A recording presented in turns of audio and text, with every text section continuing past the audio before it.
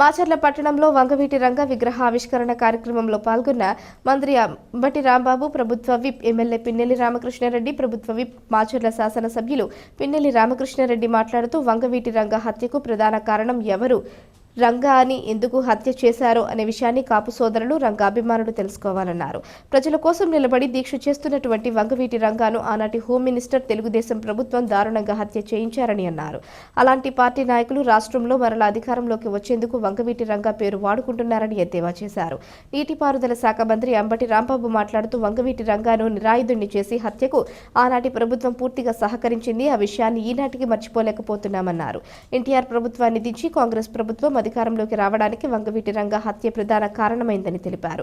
Vangaveeti రంగాను party నుంచి suspend చేస్తే ఢిల్లీ వెళ్లి వంగవీటి రంగా కోసం సస్పెన్షన్ ఎత్తివేయించిన వ్యక్తి దివంగత వైఎస్ రాజశేఖర్ రెడ్డి అని తెలిపారు. వంగవీటి రంగా ఆత్మశాంతి చేకూరాలి అంటే తెలుగుదేశం పార్టీ అధికారంలోకి రాకూడదని తెలిపారు.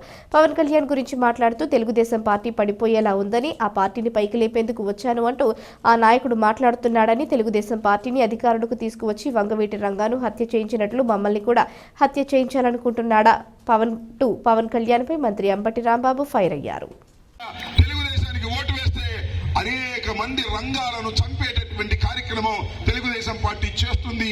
ఇది మీ అందరూ గమనించాలి, జాగరూకతతో ఉండాలని ఈ సందర్భంగా నేను మనవి చేస్తూ, మరి ఈ రోజున మీకు నేను ప్రత్యేకంగా జగమెరిగిన బ్రాహ్మణుడికి జన్యమేళ అని రామకృష్ణ గురించి నేను చెప్పాలా? ఎన్నిసార్లు గెలిచారు స్వామి మీరు? నాకు అర్థం కాలేదు. ఇప్పుడు 4 సార్లు. నమ్మకానికి, విశ్వాసానికి మారు పేరు. రాజశేఖర రెడ్డి గారు మరణించిన తర్వాత రాజీనామా చేయమంటే రాజీనామా క్షణంలో చేసి మళ్ళా పోటీ చేసి మళ్ళా గెలిచినటువంటి వీరుడని మనం చేస్తున్నా. విశ్వాసంతో ముందుకెళ్లేటటువంటి మనిషి రాజశేఖర రెడ్డి గారి కుటుంబానికి, జగన్మోహన్ రెడ్డి గారి కుటుంబాన్ని అభిమానించే రంగా గారు రాజకీయాల్లో ఎక్కడికో తీసుకుపోవాలని ఆనాడు రాజశేఖర రెడ్డి గారు ఆలోచన చేశారు. ఆయన అడుగుజాడల్లో ఈరోజు మన కళ్ళ ముందే కనిపిస్తా ఉన్నారు. ఆ రోజు రాజశేఖర రెడ్డి గారు అమ్మటి నడిచిన వ్యక్తి రాంబాబు అన్న ఈరోజు 2 సార్లు ఎమ్మెల్యేగా, ఈరోజు రాష్ట్ర మంత్రిగా కూడా పనిచేస్తా ఉన్నారు. అలా అదే కోవలో రాబోయే రోజుల్లో రంగా గారి స్పీడ్ చూసి ఎప్పుడైనా సరే రాబోయే రోజుల్లో ఈ 4 జిల్లాలకు సంబంధించి గుంటూరు, కృష్ణా, తూర్పు, పశ్చిమ గోదావరి 4 జిల్లాలకు సంబంధించి ఎప్పుడైనా సరే రంగా అనే వ్యక్తి మనకి ఎదురొస్తాడు.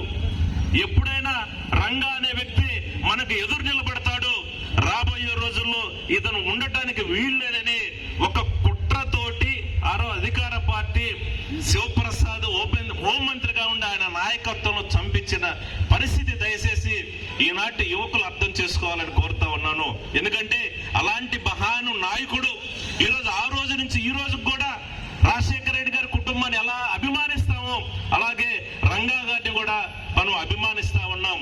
అందుకని మొన్ననే కారంపూడిలో కూడా రంగా గారి విగ్రహాన్ని అక్కడున్న కాపు మిత్రులు, సోదరులు, మిత్రులు, అక్కడ పార్టీ అధ్యక్షులు అల్లయ్య గారు, కాబోయే ఎంపీపీ అల్లయ్య గారు ఖచ్చితంగా అన్న మేము కారంపూడిలో రంగా విగ్రహాన్ని పెట్టుకోవాలన్నా ఇక్కడ ప్లేస్ మాకు ఎప్పటి నుంచో మా వాళ్ళు అడుగుతా ఉన్నారు, కానీ సరైన ప్లేస్ ఇవ్వటానికి ఎవరు ముందుకు రావట్లేదు అని అంటే ఖచ్చితంగా నేను దగ్గరుండి కూడా ప్లేస్ ఇప్పించేసి విగ్రహాన్ని కూడా ఏర్పాటు చేయడం. రంగా గారు ఎలా చనిపోయారు, రంగా గారు ఎందుకు చంపబడ్డారో ఆ విషయం తెలుసుకోవాల్సిన అవసరం ఉంది. ఓట్లు ఎవరికైనా ఇవ్వచ్చు, రాజకీయ అవసరాల కోసం పరిస్థితులను బట్టి మన ఇష్టం వచ్చినట్టుగా కూడా మార్చుకోవచ్చు. కానీ నిజమైన కాపు సోదరులు, నిజమైన రంగా అభిమానులు ఎవరైనా సరే రంగా మీద అభిమానం ఉండే అన్ని వర్గాలకు సంబంధించిన నాయకులు ఒక్కసారి రంగా గారు ఏ విధంగా చనిపోయారు, ఈరోజు ఎట్లా ఉందానంటే ఎవరైతే చంపించారో, ఎవరైతే చావటానికి కారణమయ్యారో వాళ్లే ఈరోజు రంగా గారికి నివాళులు అర్పించి వాళ్ళ ఓట్ల కోసం నాటకాలు ఆడుతా ఉన్నారంటే పరిస్థితి ఎంత దారుణంగా ఉందో. రాజకీయాల్లో రంగా గారిని దిగజారి ఎలా వాడుకుంటున్నారో దయచేసి అర్థం చేసుకోమని కోరుతా ఉన్నాను.